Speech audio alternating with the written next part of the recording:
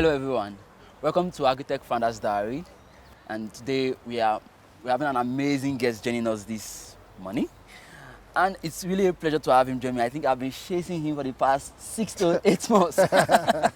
Finally having him on the show, so excited to finally have him. So it's not that person than our very own big brother, Jehiel Oliver. Thank you, Kenneth. It's good to be here. Yeah, thank you very much. He's the CEO of Jehiel Tractor, and they are doing a lot of amazing work.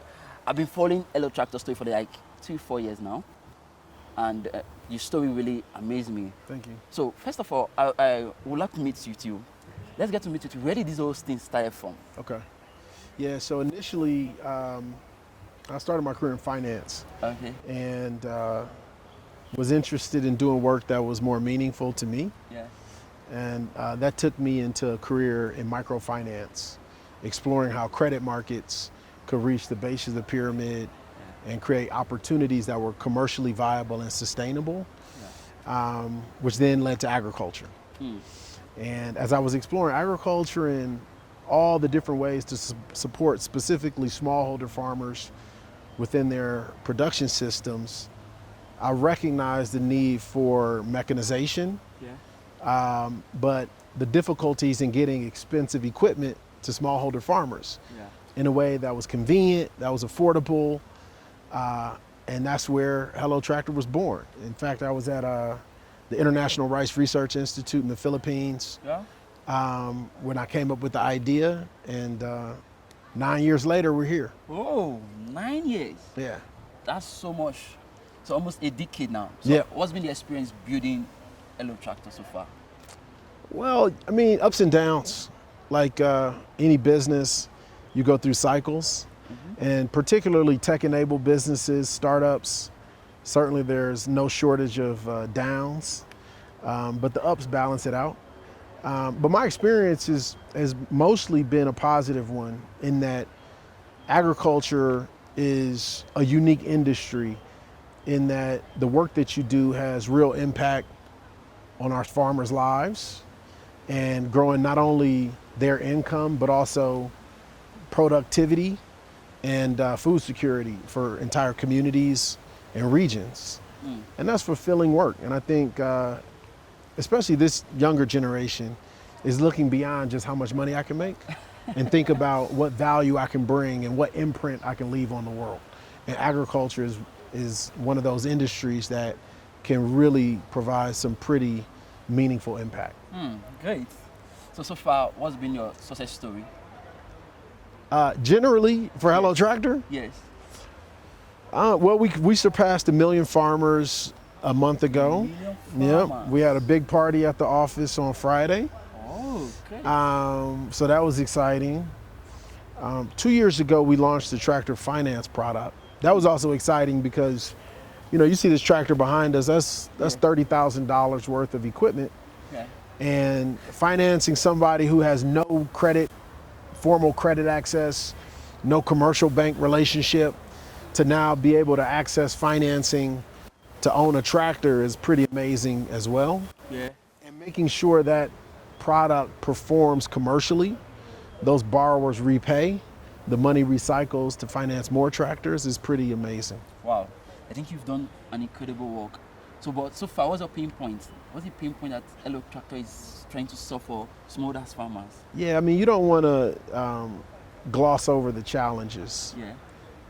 In our markets, when I say our markets, I mean sub-Saharan Africa broadly. You have the climate challenge, right? Just this past year, we had droughts in Kenya. We had flooding in Nigeria. All right. That grounded all of our tractor activities for months. Okay. You have political and security risks. We also had elections in both of these countries. Right. In Nigeria, things grinded to a halt for months as the outcome of the election was determined. Okay. Kenya wasn't as bad, but there was still a slowdown. You have FX volatility. The Naira has depreciated significantly against the dollar. The shilling has depreciated also against the dollar. When we import tractors, we use dollars. When we finance those tractors, we finance it using shillings. So that creates some foreign exchange risk for us as a company that we have to protect our customers from, right? So there are a variety of different risks that you have to really think through and mitigate in order to have a successful business. I see. It takes patience, it takes thoughtfulness, and it takes partnerships. Yeah, I see. So far, since you've been building Hello Tractor, have you get to partner with any other organizations? Oh yeah, endless partnerships. I mean, we have dozens here just at this conference alone. Yeah. You have a John Deere tractor behind you. Yeah. That's one of our biggest strategic partners and investors. So there's just a number of stakeholders that we work with: public sector, private sector, nonprofits. We work closely with World Food Program, the Farm to Market Alliance. Yeah. All right, we finance their agents to become tractor owners. So many different partners. It's almost a mosaic of partnerships that we bring together to make this work. I see. So far, have you been able to raise funds for Hello Tractor? I mean, a lot of people want to hear, have you been able to fund Hello Tractor? Yeah, of course. But let's start with the products that we sell. Yeah. We sell at positive unit economics, Okay. meaning everything we sell generates money. Oh. Okay, and that's an important lesson Yeah. for the audience. Yes. If you build something, it should be commercially viable Yeah. as a starting point. Yes. If you don't have positive unit economics, there's a pretty good chance you're going to be in trouble, right? Yeah. But then, secondly, controlling costs is incredibly important. Okay. We limited our overhead by being very conservative in how we pay. For the first 6 years of Hello Tractor, I didn't pay myself a salary. Wow. And I bootstrapped the initial investment to get the technology off the ground. Now that's a tremendous amount of sacrifice that I understand I was in a privileged position to make Okay. coming out of my previous career. Okay. But I think it does illustrate a broader theme in ag tech, which is the innovation cycles are much longer, right? You get 1 or 2 seasons a year to test, Yeah. right? And you also need to control costs because there's not as much investment going into ag tech. So you have to be very conservative with the money that you do have to ensure you're spending it wisely, right? Yeah. Managing your cash burn, right? And then when you're fortunate enough to find investors like a John Deere or other strategics and maybe even venture capital investors, Yeah. you are ultra responsible with that capital because that's the most expensive capital Yeah. available to you because you're spending your equity, Yes. right? And you want to protect that equity. Ah, that's good.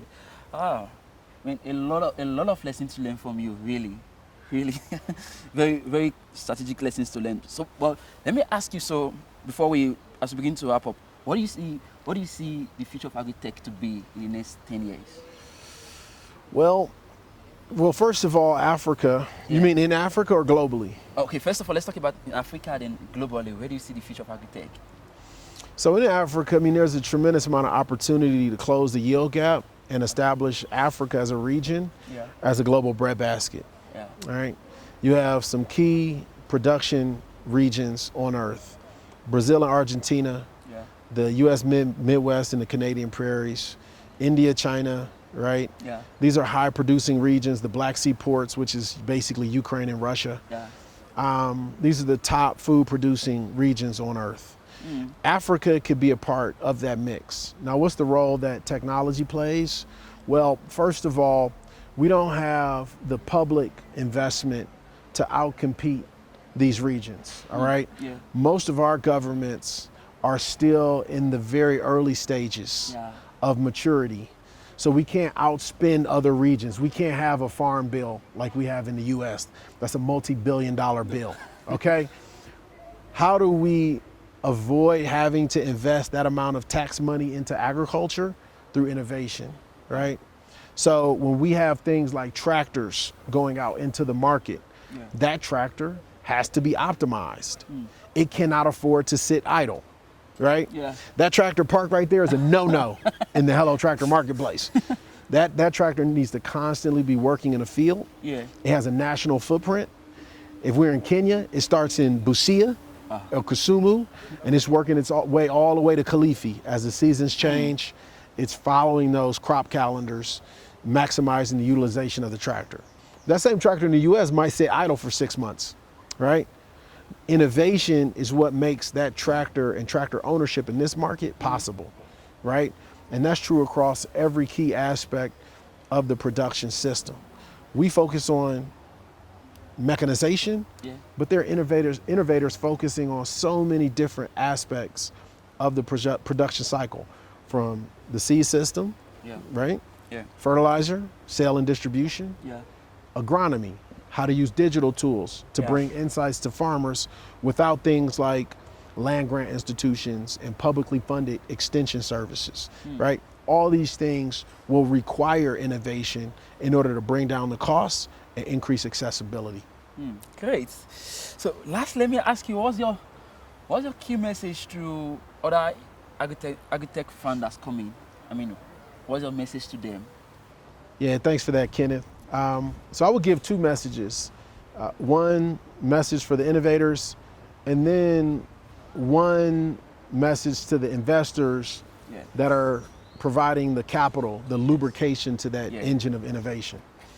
To our innovators, it takes an incredible amount of patience and grit, okay? As I mentioned, those innovation cycles being elongated in agriculture, which is unique to our industry. That means that you really need to be patient, because this is a multi-year process, right? There is not that many quick wins in ag tech. And that's why the industry has suffered in the broader venture capital landscape.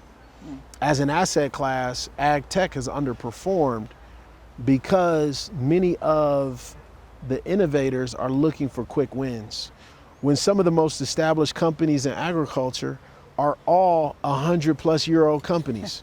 Cargill, Bunge, ABN AMRO, John Deere, Syngenta, Bayer. Every single one of these companies, these are the dominant players in global agriculture. Every single one of them is over 100 years old.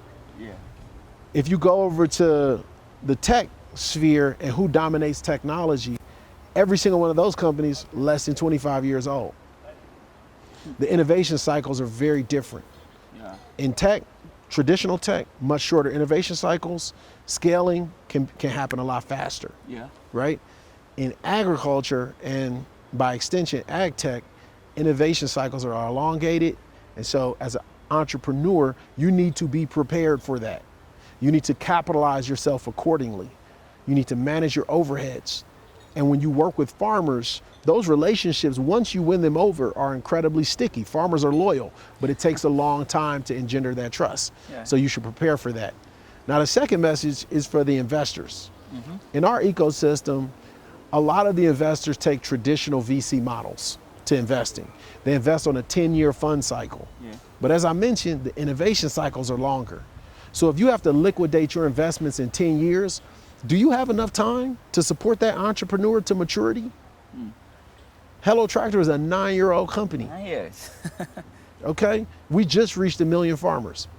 Arguably, we're just reaching the stage where we're scaling our business. Oh, and look how, and it took us this long. Now, maybe you might have some entrepreneurs that are much smarter than me.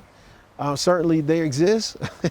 I don't pretend to be the sharpest pencil, but it will still take time, right? And so we need to have funds and investors that have capital that accommodates for that reality. So you need longer fund lives, maybe evergreen funds that can invest for the long term. Hello Tractor's approach was to work in the supply chain and get investment from people that we work with closely, like John Deere. They have evergreen money, meaning they can invest it. It can sit patiently as that investment matures, right? I see. So thank you that would very be my much. advice. Thank you very much. Thank you, sir. Thank you very much for your time. Grateful so many lessons to learn from this interview today. Thanks. Thank you for your time. Thank you for joining us today. We're really grateful to finally have you. Guys, if you're not subscribed to our YouTube channel, do it to subscribe to our YouTube channel. Hit the subscription button to subscribe to the YouTube channel. Share this video to as many agri-tech founders you know so they get to learn from our guest today. Thank you guys for joining us once again.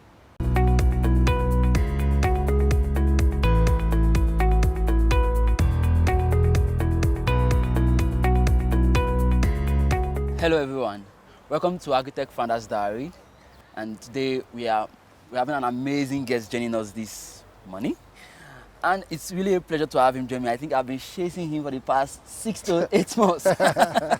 Finally, having him on the show, so excited to finally have him. So it's not that person than our very own big brother, Jehiel Oliver. Thank you, Kenneth. It's good to be here. Yeah, thank you very much. He's the CEO of Hello Tractor.